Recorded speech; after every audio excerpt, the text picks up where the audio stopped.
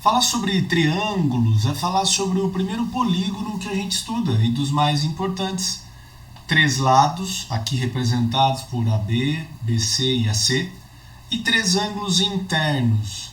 Vamos começar exatamente falando sobre eles. Nós aprendemos na escola desde muito cedo que a soma dos ângulos internos, que eu estou representando por SAI, seria 180 graus. Mas qual a razão da soma dos ângulos internos? Aqui, alfa mais beta mais θ igual a 180 graus. Pense comigo uma reta paralela a um dos lados do triângulo. Aqui eu estou pensando uma reta R que é paralela a BC. Ok? Se essa reta R é paralela ao lado BC, significa que eu posso entender que o segmento AB é uma reta, um pedaço de uma reta transversal, tanto a R quanto a BC. Significa que o ângulo beta, que está ali no vértice do ângulo B, né, no vértice B, sobe por alternos internos. Da mesma forma, o ângulo θ, que está no vértice C, também sobe por alternos internos. Repare, nós formamos um ângulo raso na soma de θ com alfa com beta. O ângulo raso que tem como valor 180 graus.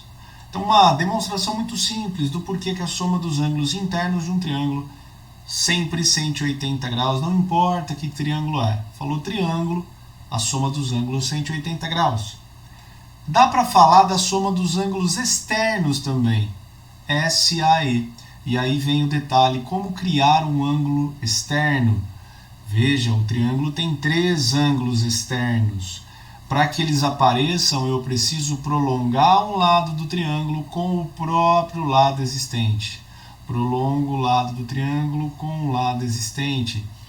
Daí você vai criar os ângulos externos. Vamos melhorar essa impressão? Pronto, viu como é? Agora voltamos. Você tem o ângulo externo no vértice onde está marcado ali αE. Você tem um ângulo externo no outro vértice θE. Você tem o betaE. Esse ezinho é para dizer que são externos. E eu quero comprovar a você que a soma dos ângulos externos em qualquer triângulo sempre 360 graus. Vamos fazer isso? Olha o que eu digo a você. Eu coloquei os ângulos internos nessa figura. Alfa com alfaE, beta com betaE e θ com θE. Faça comigo uma afirmação lógica a respeito do ângulo interno com o seu externo, o que sempre vai acontecer. Eles somam 180 graus. Você notou que o ângulo interno mais o externo formam sempre um ângulo raso, que dá 180 graus? Então, alfa mais alfaE dá 180, beta com betaE também somam 180, θ com θE também 180. Vou escrever. A soma do interno com o externo, 180 graus. Veja, eu já pus um símbolo de soma, a chavinha para dizer que eu quero olhar para essas três equações ao mesmo tempo, somando as três. Sabe por quê? Porque, veja, vai aparecer 180 graus na soma de alfa com beta com θ. E na soma do externo alfa, do externo beta e do externo θ, eu tenho a soma dos externos todos. E lá do outro lado do igual você tem 180 graus, mais 180 graus, mais 180 graus. Totalizando 540 graus. Vou pegar esse 180 graus, vou subtrair do outro lado. Ele vai subtraindo 540. Chegamos que a soma dos ângulos externos dá 360 graus. Bem simples, fala a verdade. Aqui é aquilo que nós dizíamos, a soma dos externos sempre 360 graus. Vou te dar aqui uma informação. A soma dos ângulos externos para qualquer polígono sempre 360 graus. A dos internos muda. Quanto mais lados, mais ângulos internos, mais esse valor vai aumentando. Do triângulo é 180 graus. Num quadrilátero já é 360 graus. Num pentágono, e a gente vai ver isso mais à frente.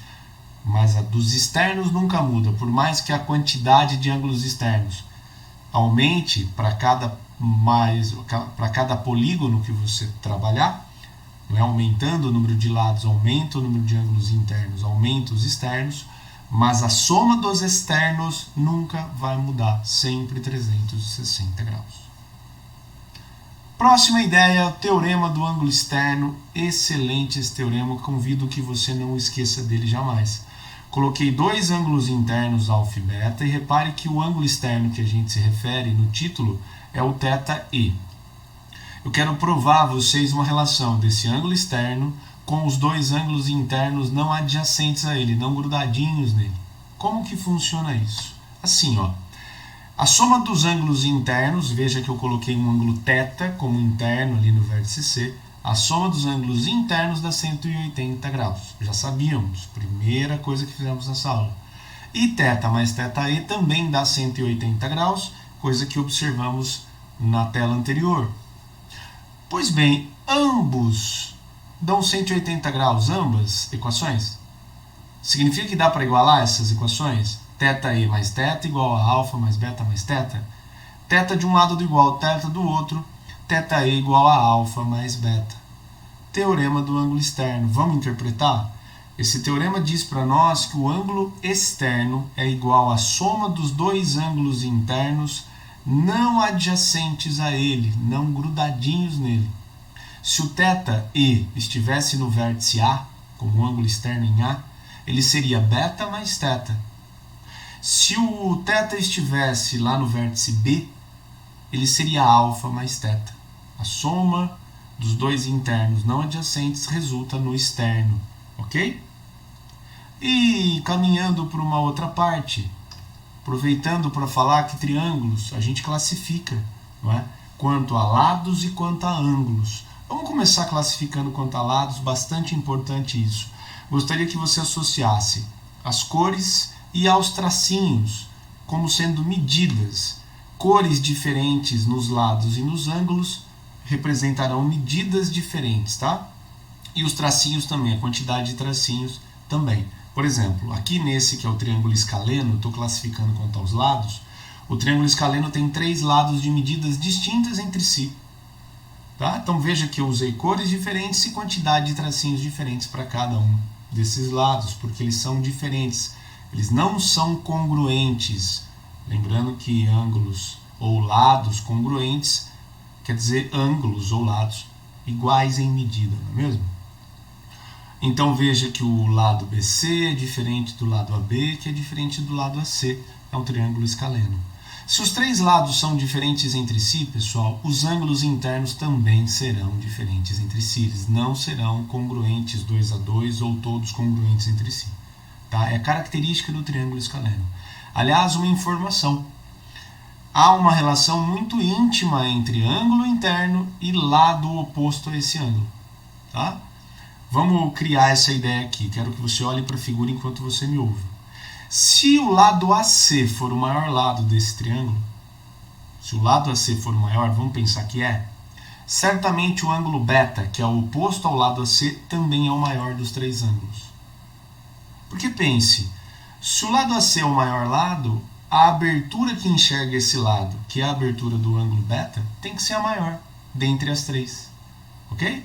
E se o lado AB for o menor, eu estou dizendo dele ser o menor porque aparentemente é, assim, de olhar, né? Se o AB for o menor lado, o ângulo θ oposto a ele é o menor ângulo. Então essa é a relação muito valiosa.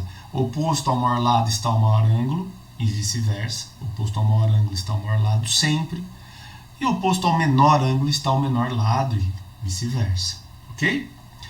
Próximo, triângulo isósceles. 2 lados serão iguais. Nesse nosso exemplo, ó, veja pelos tracinhos ou pela cor.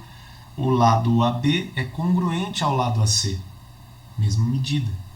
Se os lados são iguais, os ângulos que enxergam esses lados também serão. Esse é o grande detalhe. E esse lado BC, que é o diferente dentre os 3, ele vai ser chamado de base do triângulo isósceles. Nós vamos explorar mais o triângulo isósceles mais à frente. Importantíssimo. O ângulo, então, que enxerga o lado diferente, que é chamado base, vai ser diferente dos outros ângulos beta, nesse caso, idênticos. Então, o triângulo isósceles, 2 lados iguais, 2 ângulos iguais. Onde esses ângulos iguais estarão? Justamente na base do triângulo isósceles. Combinado? Nós vamos enxergar mais coisas sobre isso mais à frente. E fechando a classificação quanto aos lados, o triângulo equilátero. Todos os lados são congruentes entre si, significa que os ângulos internos serão todos congruentes entre si. Como a soma desses ângulos tem que dar 180 e os ângulos são todos iguais, 180 graus divididos por 3, 60 graus cada ângulo. Certo? 3 lados iguais, 3 ângulos iguais, os internos. Os externos serão iguais também, não é mesmo? 120 graus cada um, porque 60 com o ângulo externo tem que dar 180 graus. Vou agora para a classificação quanto ao ângulo. Gostaria que você gravasse que é quanto ao maior ângulo. Ao maior. Olha o exemplo. Esse é o triângulo acutângulo. Por que ele tem esse nome? Porque olhando para os 3 ângulos que esse ângulo tem, o maior ângulo, 75 graus, é agudo. Se o maior ângulo é agudo, esse triângulo é acutângulo.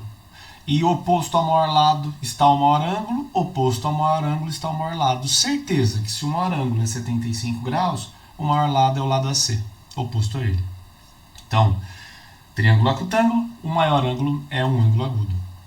Certo? E assim vai ser para todos os outros. Veja, o retângulo, o maior ângulo vai ser esse que é o de 90 graus, certeza. Não vai ter outro maior que ele.